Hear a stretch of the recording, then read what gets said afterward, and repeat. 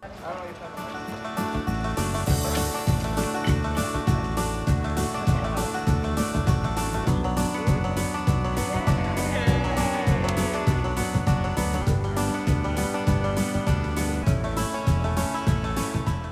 my name is Evan Small. I'm a faculty member in the School of Education here, where I primarily teach in our outdoor leadership and education major. I grew up going to a nature summer camp, so most of the time through my elementary and middle school years, every summer I was out, hiking, swimming in waterfalls, stuff like that every summer. So really, again, found the value for myself of I can learn things from the natural world, but I also recognized how much better I felt after that time in the summer and going to camp and being outside and intentionally grounded back in the natural world. So in college, I knew I wanted to be a teacher. I knew I wanted to work with folks in some educational setting. I taught middle school for a while, then realized that I'd sort of come back to this idea of outdoors. So then in my graduate work focused on experiential education, recognizing the theory, the philosophies, the research that undergirds this field. So it is a research-based field, right? Not just playing in the woods, having fun outside, but recognizing that we can help folks make meaning of experiences intentionally grounded in the natural world. So a lot of it was personal connections through childhood, but then also helping folks sort of deconstruct feelings of uncertainty or fear around the natural world.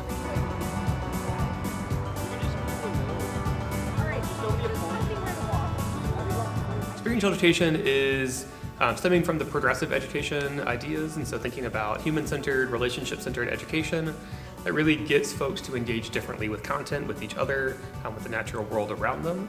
So we ask folks to be active participants in their own learning. So rather than sort of being a passive, sort of recipient of knowledge, being active in co-creating what knowledge means to you and to others, and then learning in community with others. And so learning doesn't happen by yourself, right? We don't live in a world by ourselves. Thinking about how do we think, sort of about the community aspect of that. The outdoors aspect brings on all kinds of opportunities to think about us in the natural world. Often we are disconnected from the natural world, we as humans, and so adding that connection back in to say, who am I as part of this larger whole? How can I learn from and make meaning from the outdoors? In addition to things like high adventure-based kinds of opportunities, rafting, outdoor, hiking, backpacking, stuff like that. How do we use the outdoors as a classroom and as a laboratory to learn and make meaning of experiences? Show there are variations too, and so that was... Like I was saying earlier, it requires that students are more active and engaged, and so rather than just sitting and reading the book or sitting and being talked at, you are creating your own knowledge, and so there's a lot to that. There's a lot of power, there's a lot of excitement around that.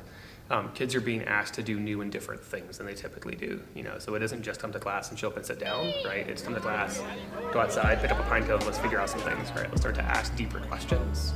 So things like critical thinking skills, things like how do we live in community with others, right? The sort of social emotional learning pieces become really part and parcel of what we do. Because thinking about how do we then unpack knowledge a little bit. It isn't just who I am, but it's who I am in community with everybody else.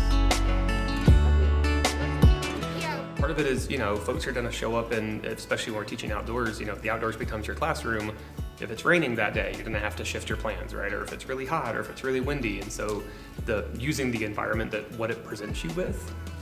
Right now in the springtime, things are blooming. Stuff is coming alive more in the forest. And so being able to sort of modify lesson plans to say, how do I use what I'm being presented with outdoors, rather than just saying I'm sticking to my plan because this is what I thought about doing today.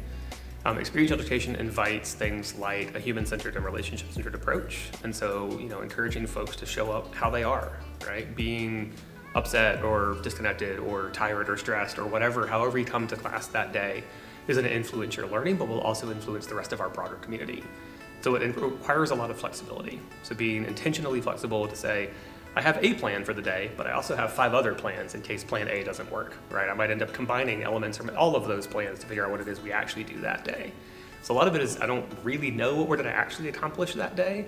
We'll sort of see where the class takes it, right? Which is kind of cool, but also a little bit scary. There's always ideas for everything, right? Some of them, like I mentioned earlier, the sort of practical elements of if it's cold or raining or snowing or whatever, right? It's hard to go teach outside.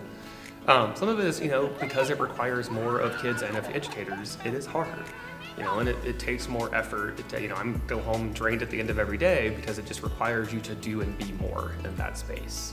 It's way easier from a practical standpoint to read off the PowerPoint slide, and just sort of lecture and dictate information to people. it's way more effective, I would argue, for folks to be active in creating their own knowledge.